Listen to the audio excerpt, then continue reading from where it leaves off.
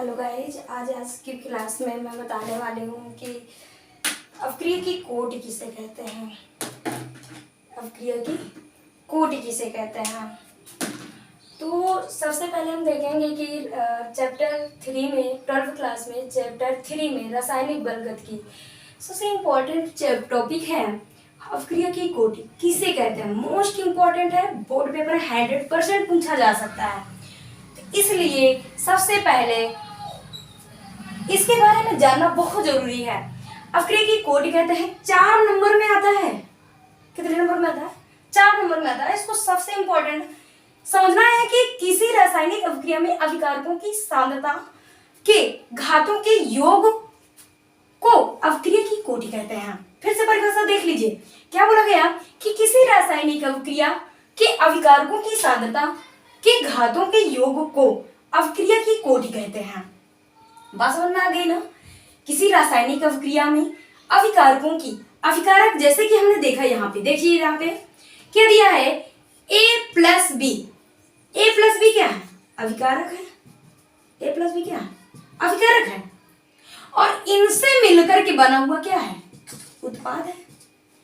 किसी रासायनिक अवक्रिया में भाग लेने वाले कारक को अभिकारक कहते हैं और उनसे मिलकर के बनने वाले पद को उत्पाद कहते हैं। तो हमने यहाँ पे देखा कि ये A प्लस बी क्या है? दोनों अभिकारक है। दोनों क्या ले रहे हैं? किसी रासायनिक अवक्रिया में भाग ले रहे हैं। बस समझ में आ गई बेटा। तो क्या हो जाएगा, जैसे हम इसको अवक्रिया की दर, वेग या दर बराबर, तो हम इसको क्या करते हैं, समानुपाती। समानुपाती बेटा इसलिए हमने लगाया है क्योंकि किसी रासायनिक अवक्रिया में अवक्रिया की दर उसकी सांद्रता पर सांद्रता की क्या हो जाती है, समानुपाती हो जाती है। तो क्या हो जाएगा, a की पावर x इंटू b की पावर y। यही दोनों को क्या लिए, ये दोनों क्या है, ये घात है और ये घात है, तभी हमने इसको क्या लिखा, a की पावर x b की पावर y। अब बेटा क्या है, ये एक नियतांक है जिसे हम हटाने के लिए क्या लाएंगे, नियतांक लाएंगे। तो समानुपाती हटाएंगे तो क्या लाएंगे, के। स्थिरांक है जिसे इसको कहा गया है वेग स्थिरांक। क्या कहा गया, वेग स्थिरांक। बात समझ में आ गई। दिया है a की पावर x इंटू b की पावर y। इतनी बात समझ में आ गई सभी लोगों के।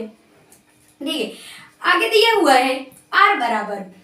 अब हमने क्या बताया कि इनकी क्या हो जाती है, इनके दोनों की क्या हो जाती है, घात के योग को क्या कहते हैं, अवक्रिया की कोटि कहते हैं। तो क्या हो जाएगा यहाँ पे, k a की पावर x इंटू b की पावर y। तो क्या करेंगे, कोटि बराबर लिखेंगे। अब हम क्या लिखेंगे, अतः कोटि बराबर, क्या लिखेंगे, अतः कोटि बराबर क्या हो जाएगा, x प्लस वन। क्या हो जाएगा, कोटि बराबर क्या हो जाएगा, x प्लस वाई। की बात समझ में आ गई बेटा।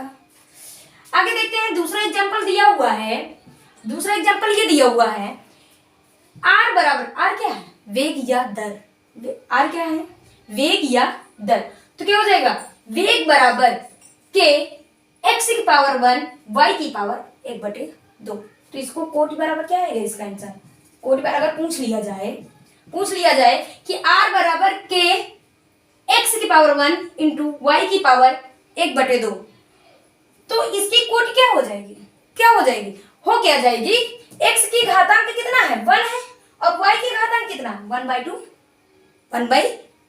तो क्या हो जाएगा, 1 प्लस 1/2। इन्हीं का तो जोड़ भाई, अभिकारक के घातों के योग को तो अभिक्रिया की कोटि कहते हैं। तो क्या हो जाएगा, बराबर। अब इसके नीचे क्या मान लें, 1। तो लेंगे तो 2 आ जाएगा, और 2 1 2 प्लस 1 बराबर क्या हो जाएगा, 3/2। अतः कोटि बराबर, हम क्या लिखेंगे यहाँ पे, अतः कोटि बराबर 3/2 आंसर आ जाएगा।